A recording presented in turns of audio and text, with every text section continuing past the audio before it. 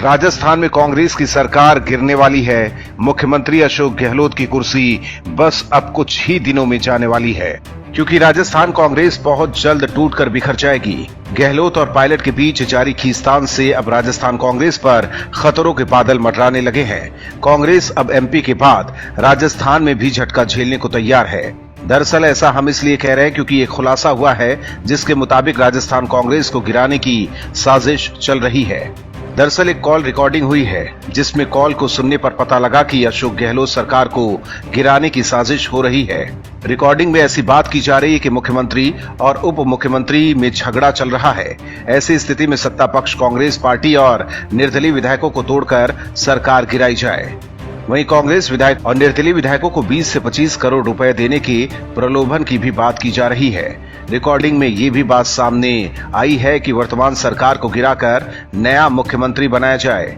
बातचीत में ये भी पता चला कि राज्यसभा चुनाव से पहले ही राजस्थान सरकार को गिराने की पूरी तैयारी की गई थी। उप मुख्यमंत्री सचिन पायलट को लेकर ये बातचीत हुई है कि बड़े बड़े राजनीतिक फैसले दिल्ली में हो रहे हैं और 30 जून के बाद घटनाक्रम तेजी से बढ़ेगा। फिर उप मुख्यमंत्री के ग्रह नक्षत्रों की भी बात हुई है कि 30 जून के बाद इनके ग्रहों में तेजी आएगी और 5 से 10 दिन में शपथ ले लेंगे। 2-3 विधायकों और खासकर निर्दलीय विधायकों के पास पैसे लेकर उनसे संपर्क साधने की सूचना सूत्रों से प्राप्त हुई है।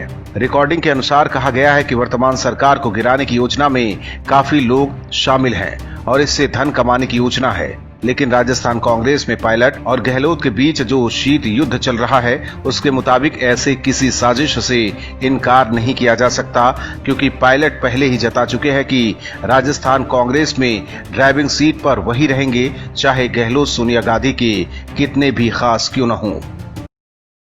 एमपी में उपचुनाव से पहले सियासी वार शुरू हो गया है। सिंधिया ने जो टाइगर जिंदा है के बहाने कांग्रेस पर हमला बोला था, उस पर राजनीति जारी है।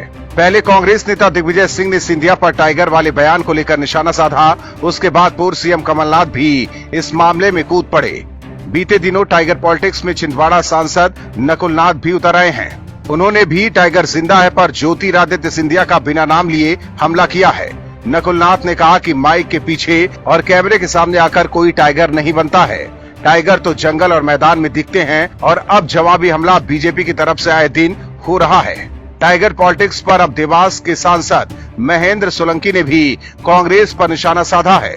सोलंकी ने कहा है कि कांग्रेस के सारे टाइगर बीजेपी में आ गए हैं और सर्कस के सारे टाइगर कांग्रेस में बचे हैं। साथ ही उन्होंने कहा कि कौन जंगल और कौन सर्कस का टाइगर है ये आने वाले उपचुनाव में पता चल जाएगा। सांसद महेंद्र सोलंकी जिले के आष्टा विधानसभा के दौरे पर पहुंचे थे। इस दौरान वो ज्योतिरादित्य सिंधिया के टाइगर जिंदा है वाले बयान पर प्रतिक्रिया दे रहे थे। सांसद ने कहा कि कमलनाथ जी अपने विधायक कांग्रेस की सरकार को नहीं संभाल पाए। दरअसल कुछ दिन पहले मंत्रिमंडल विस्तार के बाद सिंधिया ने पूर्व मुख्यमंत्री कमलनाथ और दिग्विजय सिंह को ललकारते हुए अपनी ओर इशारा करके कहा था कि अभी टाइगर जिंदा है। उसके बाद ही प्रदेश में टाइगर जिंदा है पर सियासी संग्राम छिड़ा हुआ है। राजस्थान में कॉल रिकॉर्डिंग से बवाल मचा हुआ है। सीएम अशोक गहलोत के खिलाफ कांग्रेस में बगावत खुलकर अब सामने आ रहे हैं। राजस्थान कांग्रेस में गुटबाजी की ऐसी खबर सामने आई है जिसके बाद सीएम साहब को अपनी कुर्सी जाने का डर सताने लगा है। दरअसल कांग्रेस की एक अंदरूनी कॉल रिकॉर्डिंग बाहर आ गई है जिसमें गहलोत की सरकार गिराने की बात कही जा रही है। सबसे बड़ी बात तो यह है कि इस बातचीत में डिप्टी सीएम सचिन पायलट के सीएम बनने की चर्चा हो रही है, लेकिन कांग्रेस और सीएम अशोक गहलोत अपनी पार्टी की गलतियों को छुपाने के लिए बीजेपी पर गंभीर आरोप लगाए हैं। उन्होंने बीजेपी पर विधायकों की खरीद फरोख्त और अपनी सरकार गिराने की कोशिश का आरोप लगाया। गहलोत ने प्रेस कॉन्फ्रेंस कर दावा किया कि बीजेपी उनकी सरकार गिराने की साजिश रच रही है। उन्होंने सीधे सीधे आरोप लगाया कि विधायकों को 25-25 करोड़ रुपए का ऑफर दिया जा रहा है। गहलोत ने कहा कि चाहे सतीश पूनिया हो या राजेंद्र राठौर, वो केंद्रीय नेतृत्व के इशारों पर हमारी सरकार गिराने के लिए गेम कर रहे हैं। मुख्यमंत्री ने दावा किया कि विधायकों को 10-10 करोड़ रुपए एडवांस देने और सरकार गिरने के बाद 15-15 करोड़ रुपए देने का लालच दिया जा रहा है। हालांकि मामला सामने आने के बाद एसओजी की ओर से केस दर्ज कर लिया गया है। वहीं विधायकों को प्रलोभन देकर कांग्रेस सरकार को अस्थिर करने के प्रयास के आरोपों पर राजस्थान पुलिस ने मुख्यमंत्री अशोक गहलोत, उप मुख्यमंत्री सचिन पायलट और सरकार के मुख्य सचेतक महेश जोशी को बयान देने के लिए बुलाया है। हालांकि कांग्रेस बीजेपी पर चाहे जो आरोप लगा ले, लेकिन रिकॉर्डिंग में सचिन पायलट का नाम सामने आया है। उधर डिप्टी सीएम सचिन पायलट और सीएम अशोक गहलोत के रिश्ते भी ठीक नहीं है। इससे तो यही लग रहा है कि पायलट गुट के विधायक ही अपनी सरकार के खिलाफ साजिश रच रहे हैं। हालांकि जांच के बाद ही साफ हो पाएगा कि आखिर इस रिकॉर्डिंग में कौन कौन शामिल है। कांग्रेस नेता दिग्विजय सिंह गांधी परिवार के करीबी माने जाते हैं, इसीलिए समय समय पर वो गांधी परिवार की तरफदारी करते हैं, लिहाजा उनको इनाम भी मिलता है। इस बार भी इनाम के तौर पर उनको राज्यसभा भेज दिया गया है, जिसके बाद वो राहुल गांधी और प्रियंका गांधी का गुणगान कर रहे हैं। दिग्गे राजा ने राहुल गांधी से आग्रह किया कि वो दोबारा कांग्रेस अध्यक्ष पद पर काबिज हो। इसके अलावा उन्होंने अपनी ही पार्टी के नेताओं पर भी निशाना साधा है। उन्होंने प्रधानमंत्री नरेंद्र मोदी को लेकर नरम रवैया रखने वाले कांग्रेस नेताओं पर निशाना साधा और सवाल किया कि जो राहुल गांधी और प्रियंका गांधी के आक्रामक रुख का समर्थन नहीं कर सकते, वो पार्टी में क्यों हैं?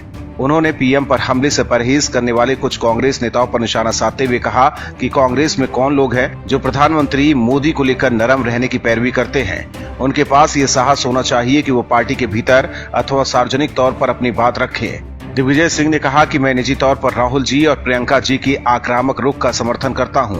वो भारत और उत्तर प्रदेश में राष्ट्रीय हित के मुद्दों को उठा रहे हैं। अगर कांग्रेस में कुछ नेता इसकी सराहना नहीं करते तो फिर उनको कांग्रेस में नहीं रहना चाहिए। वहीं दिग्विजय सिंह ने मांग की है कि राहुल गांधी को दोबारा अध्यक्ष बनना चाहिए। इनके अलावा हाल ही में हुई कांग्रेस कार्य समिति की बैठक में राजस्थान के मुख्यमंत्री अशोक गहलोत ने भी ये मांग उठाई थी कि राहुल गांधी को फिर से पार्टी की कमान संभालनी चाहिए। हालांकि पिछली बार जब राहुल बाबा अध्यक्ष बने, उसके बाद से ही कांग्रेस के पतन की कहानी शुरू हो गई थी, जो अभी तक थमा नहीं है। लेकिन उसके बाद भी गांधी परिवार के पिछलग्गू ये मांग करने में जुटे हैं कि राहुल गांधी को अध्यक्ष बनाया जाए। महाराष्ट्र की सियासत में उठापटक जारी है। एनसीपी प्रमुख शरद पवार कब किस ओर झुक जाए ये कोई नहीं जानता है। पिछले कई दिनों से बीजेपी के सुर में सुर मिलाकर चल रहे पवार अचानक बदल गए हैं। शरद पवार पर आरोप लगते रहे हैं कि महाराष्ट्र सरकार की रिमोट कंट्रोल उनके हाथ में है, लेकिन वो इस बात को मानने के लिए तैयार नहीं है। इतना ही नहीं, पवार की माने तो महाराष्ट्र सरकार सीएम उद्धव ठाकरे और उनके मंत्री चला रहे हैं।